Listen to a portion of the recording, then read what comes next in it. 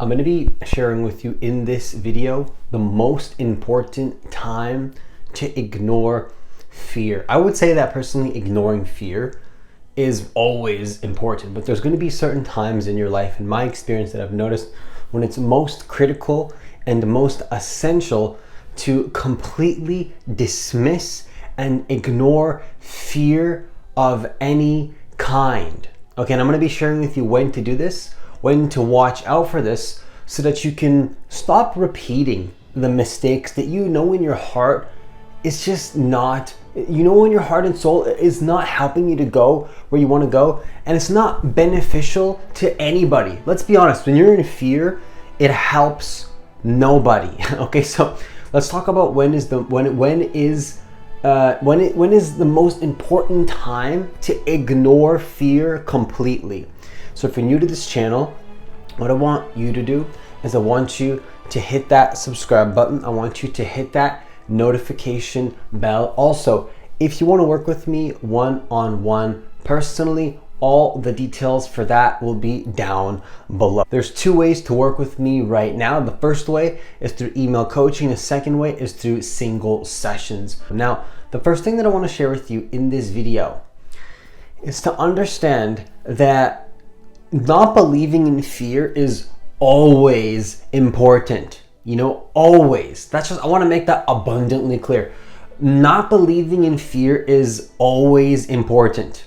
When you feel that pattern, that fearful, like, you know, your palms get sweaty and you feel yourself getting hot and you feel yourself getting fear, like that's something that a lot of the times, that's a sign telling you something. And we got to know how to read those signs effectively.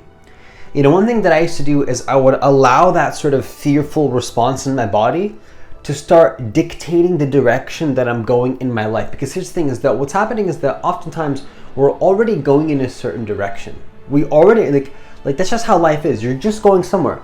And then the fear comes up, and then you convince yourself, well, I need to change your course, change your direction. Now, I'm not saying that sometimes there isn't a time and place to change directions and change courses and change where you got to go because you're feeling like something needs to change. But a lot of the times, more often than not, it's just a matter of the fear controlling you, and you're falling into the old reactive pattern of fear. So I'm going to go in a little bit more, I'm going to go more in depth here in a moment, but I do just want to share though very clearly and very abundantly, make it abundantly clear that not believing in fear is always important. Now here's the thing though, is that the most important time, in my personal opinion, to ignore fear, okay, the most important time is when the pain and the fear comes up and you just recently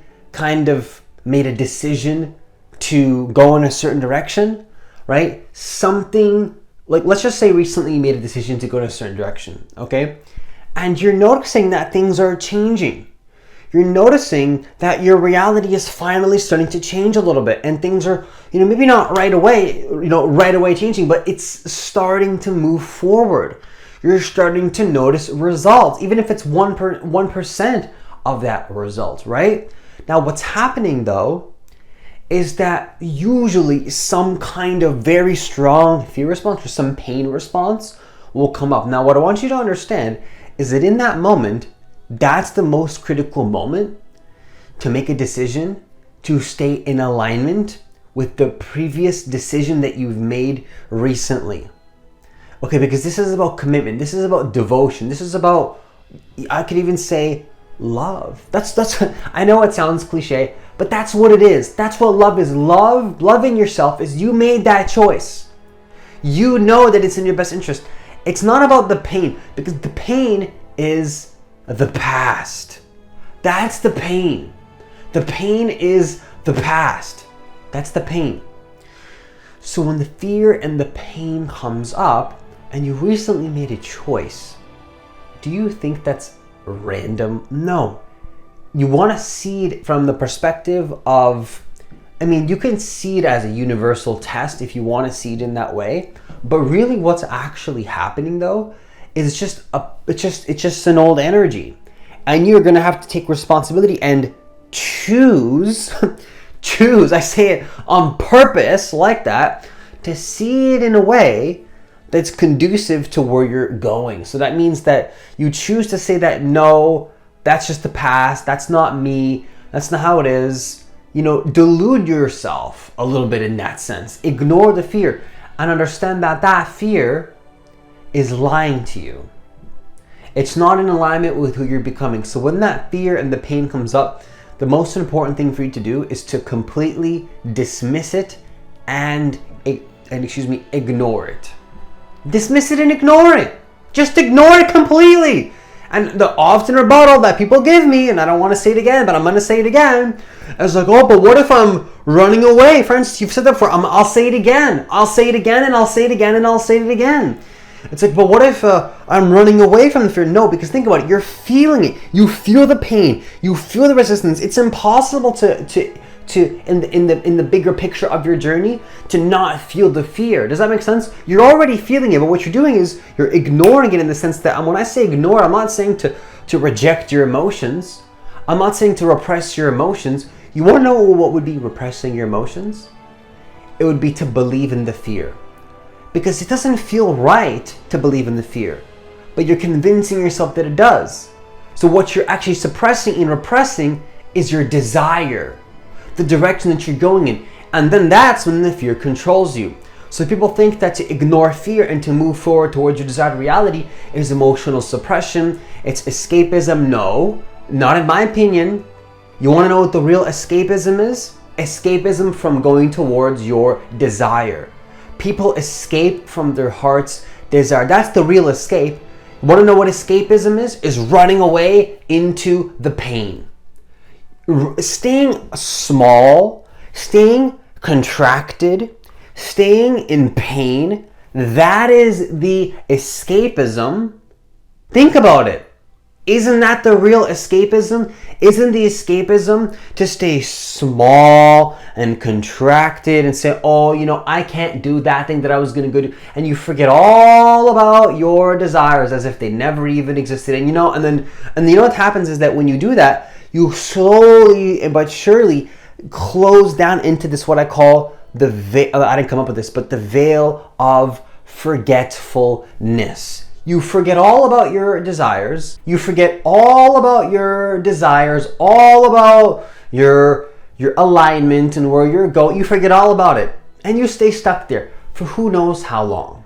How long do you stay stuck there? Well, as long as you need to, until you remember that you can't actually stay there. Because staying there is not in the best interest of your desires, of you. It's not in the best interest of you or anybody else. Now, you can stay there for as long as you want, but what you have to understand, though, is that if you make this decision, you're going to be living in the past. That's the truth. That's the truth of the matter. So when that fear comes up and you recently made that choice around some kind of identity change, maybe some person you want to be, and that's a responsible choice you made for yourself. You sat with yourself. And you know what? You know what's happening is that the reason you made that. I want to highlight something here. Think about it like this: the reason why you made that choice to begin with is because you were already living in lots of pain. So when the pain comes up, does it really make sense to go back to the thing that you decided to move forward from? What? Think about that. That makes no sense. I'm gonna say that again. You recently probably made a choice to move forward towards some kind of vision because you got tired of being tired in some kind of pain.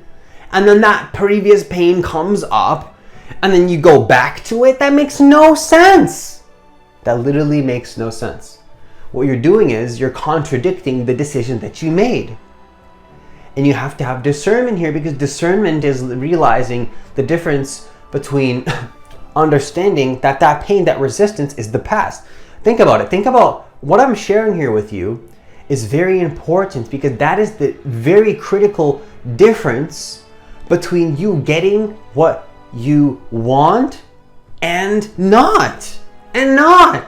just living in some loop of the same freaking thing. Again, when I said same freaking thing, I'm not saying to be dedicated in a committed direction with discipline. and to consistently grow to one thing, I'm saying your consciousness literally gets stuck and nothing changes. And it's just this dense, resistant realm of like limbo. We gotta get away from that. That's the past. And I'm here to communicate to you that your fear is a lie. It's a lie, okay? Now to conclude this video, what I want to share with you is that when the fear comes up, my invitation and my, what I encourage you to do is to stick to your word. Stick to your word. Your word is so important in life. As I mature, as I grow older, you could say, but I want to believe that, I'm always young, but we'll save that for another video, because I think the concept of like growing older is like you're older and you get sluggish. I don't know. I'll share my opinion in a whole other video. Let me know if you want to know my opinion on that in a whole other video. But what I'm sharing here though is that I believe as I mature, as I grow, as I develop, I'll just say it like that. What I want to share is that I'm seeing more and more that sticking to my word and having integrity. Look, I honestly can't tell you what to me, my word, my integrity is one of the most important and valuable assets that I have in my life. Because the moment that I stop following through with my word, what do I need money for? Of course I need money to survive. Don't get me wrong. I'm not going to be one of those people that's like, oh, you don't need money. Money doesn't make you happy. I have only a video coming soon around money and how money can't solve your problems. But let's say, okay, we need money to survive to a very large degree. So I'm not saying that we don't need it, but what I am saying though, is that if I don't have my health, if I don't have my word, if I don't have my integrity, that's the type of behavior that makes my money go downhill, that ruins my relationships, that ruins all the things that I truly care about. That's a type of behavior that ruins everything. The reason why I get more money in my life is because I stick with my word.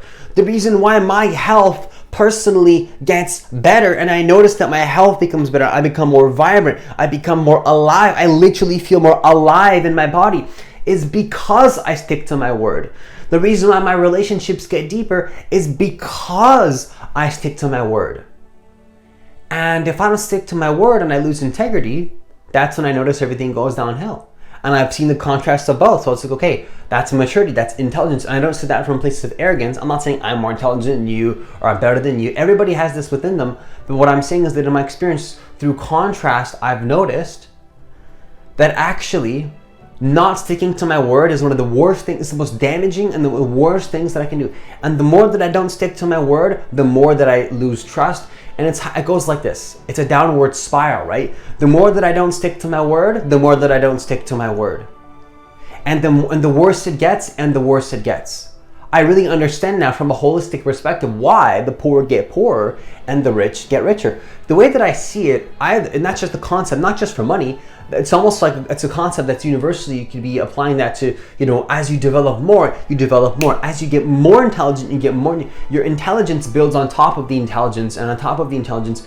And if you start making bad decisions, one bad decision leads to another bad decision, leads to another bad decision, and then before you know it, you don't have anything left in your life and you've blown everything up to shreds and you've shredded it all up and you're back at ground zero. And you don't know what's happening and you're in this veil of forgetfulness and you're confused, you're disoriented and you don't know how to fix it. Your heart knows how to fix it, but you went so downhill. I'm not talking to you specifically, but I'm speaking to my past self as usual, right? But if you're in that scenario, what has happened is that you've ignored your words for so long that you don't even know, you've convinced yourself that you don't know how to fix that situation, but you do. But the reason why you're in that situation to begin with is because that led to that one decision. It started with that one decision very long ago where you didn't stick to your word. Now, if you don't stick to your word once, it's usually no big deal. It will affect you a little bit negatively, but you can get back and rolling pretty quickly. But if you do it again, and again, and again, and again, before you know it, all that momentum in your life that you've gained in whatever area, regardless of what the area is, gone. And everything that you've built will stop moving forward. And that's not a recipe for success. That's not a recipe for success in anything. So my invitation to you to conclude this video, even though I said I was going to conclude already, I guess I said more than I wanted to, but I'm going to say it. I felt it was necessary, my belief is that sticking to your word is absolutely, necessary in life, no matter what in the bigger picture, but it's most important to stick to your word, specifically when the old pattern of fear and resistance comes up, specifically at those moments. That is my claim, and I encourage you to do this. And my claim is that if you do this, you will notice that you'll have an understanding, and you'll have the realization, you will understand, not just logically, but experientially, you will realize that that is the key distinct factor, the very big distinction that will separate you from succeeding towards what you truly want and staying stuck in the old timeline where you think you're confused, but your heart really knows how to fix that situation, and you get into the veil of forgetfulness. This is the difference between success and forgetting who you are, and forgetting your power, and forgetting all about your manifestation abilities and what you can do with your life, and how powerful you are, and how amazing you are, and how everything's perfect, and how you can see, right? And then it's the difference between closing down, forgetting your power, you could even say, I don't want to use this word too much, but you could say the word a little bit depressed, but I mean depressed, I mean repressed, I mean compressed energy, I mean not expanded and in flow.